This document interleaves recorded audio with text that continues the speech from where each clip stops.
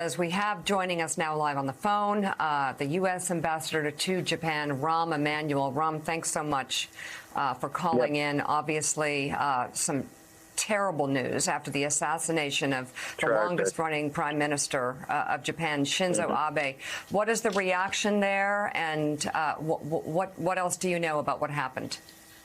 Well, I mean, first of all, it's a tragic event, and I would just say, this is the most un-Japanese-like thing to happen since I've been here, and I think people are still in shock because they're trying to kind of grab what this means and understand it, because it's not something that is. I don't have the exact statistics, but I don't think Japan has double-digit gun violence or gun homicides in the country all year. So to have a political assassination with gun is just something unheard of on a civilian level, let alone somebody of this stature. So it's not really been, I mean, people are just in shock, I think is the right word. And then I also think, I want to acknowledge he's not only, he was a Japanese statesman, a world leader, and an unwavering friend of America. And I think his voice will be sorely missed, not just here in Japan, but around the globe. And when you think about it, here's a person that said, I articulated the concept of a free and open Indo-Pacific, which we've adopted as our own, but it was he that put the words and the concept together. He was the person that originated the whole idea of a Quad, and 2 American presidents have made it their own. He put together and helped initiate the Trans-Pacific Partnership Trade Agreement.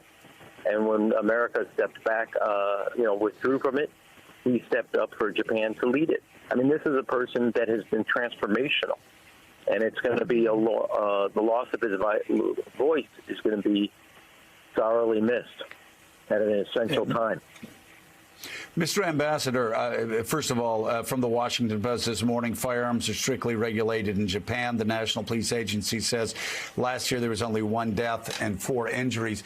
And secondly, I wanted to follow up on what you were just talking about, what a giant figure he was, not only in Japanese politics, but also moving that country forward. You gave a speech that we played, you gave a press conference that we played on our show several months ago, and you were talking about the importance of standing up to authoritarian leaders. Of course, we're seeing that in Europe with Vladimir Putin. But part of what you were talking about, obviously, we also heard from the former prime minister talking about the need to stand up to China's growing influence there. Could you talk about that? Yeah, I think this, I want to say when everybody recognizes a political achievement, I want to pick up on one thing you said.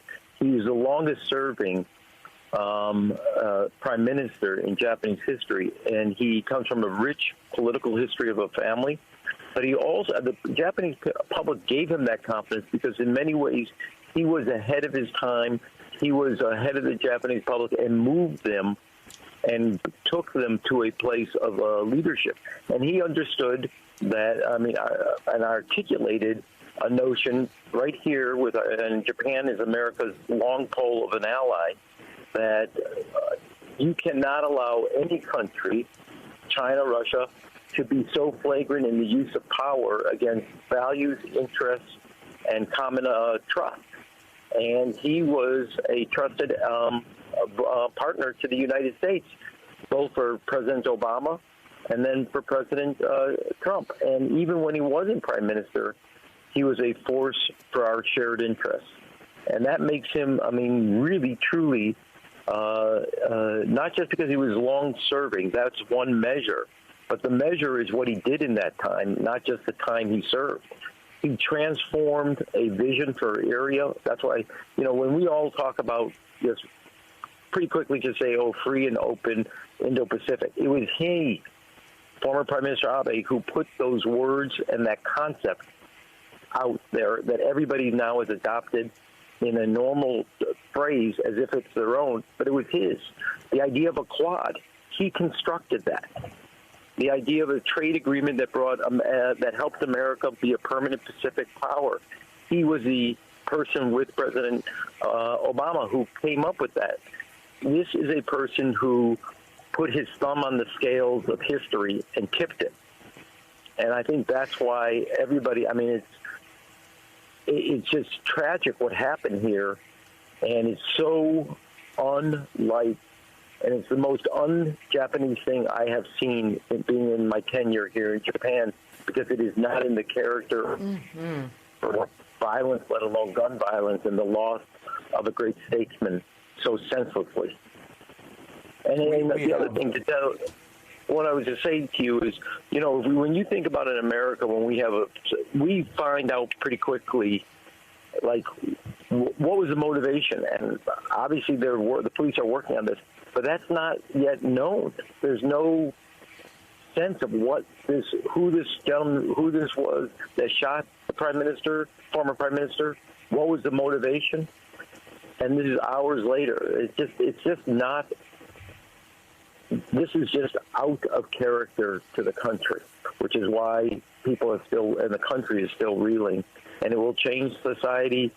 This won't easily fade into the fabric. This is going to change society here.